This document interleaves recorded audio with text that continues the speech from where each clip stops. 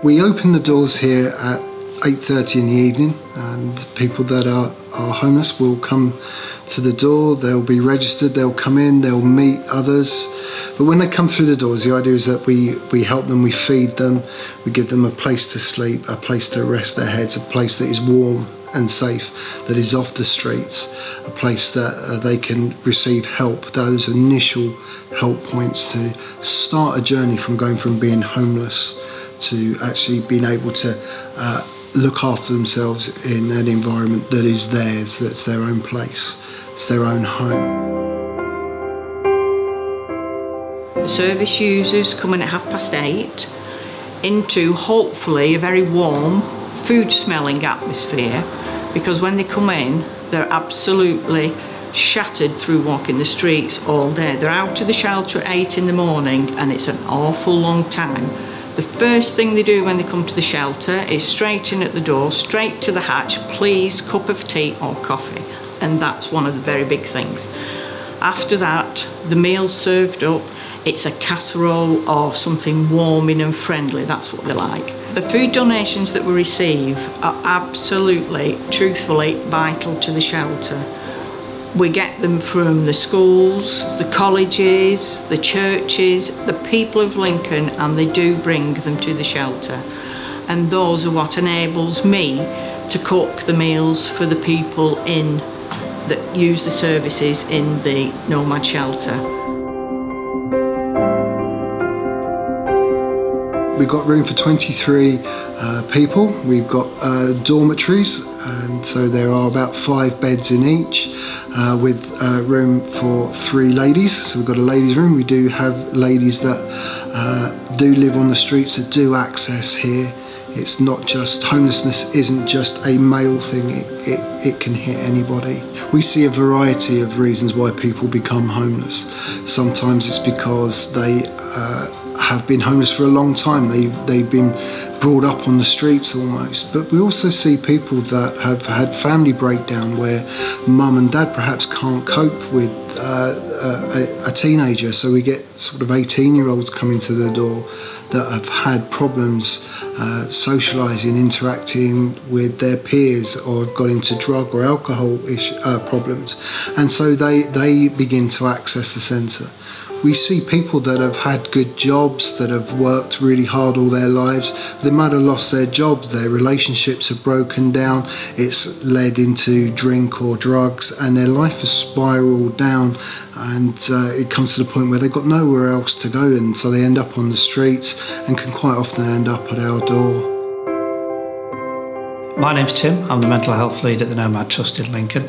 Part of my role is to see every individual that comes through the door of the shelter. A lot of people who enter the shelter are almost ashamed to share some of the experiences they've had and some of the feelings they've got, because they feel they've let people down, they've let family down, etc. And they haven't actually done that.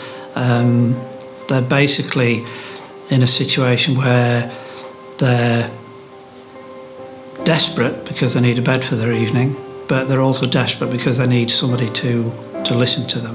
So one of the things that we do very well here is we try and listen to everybody, we try and assess what their individual needs are, and we try and build a package of support with that individual which is exclusive to them. The crucial factor for us is giving people the opportunity to come back into the shelter and actually sit down and see us. So we work very hard at trying to engage with those individuals, because some people initially don't want to talk with us.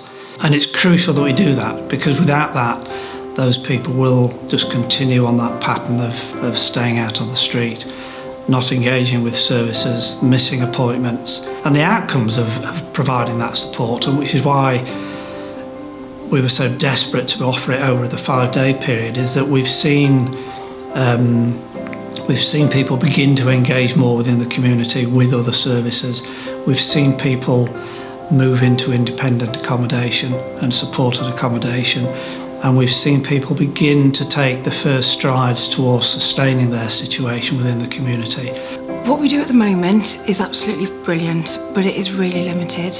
We can do so much more and we want to do so much more. At the moment, residents, as you know, have to leave our service at 8 o'clock in the morning and can't come back until 8:30 at night. That's 12 and a half hours of people having to walk the streets and find somewhere else to be.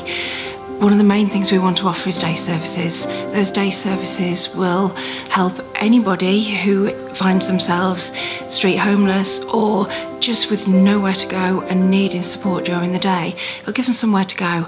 We'll be able to collate services together so they'll have access to health services, to mental health services, physical health services. We'd be looking at things like foot health, life skills. So we'd also be looking at training for people. There's no point trying to put somebody into their own independent accommodation if they don't have the life skills that you and I take for granted. So we need to help people with all of their independent living skills, making their own appointments, buying their own food, budgeting, claiming their benefits, cooking for themselves, food preparation, food hygiene.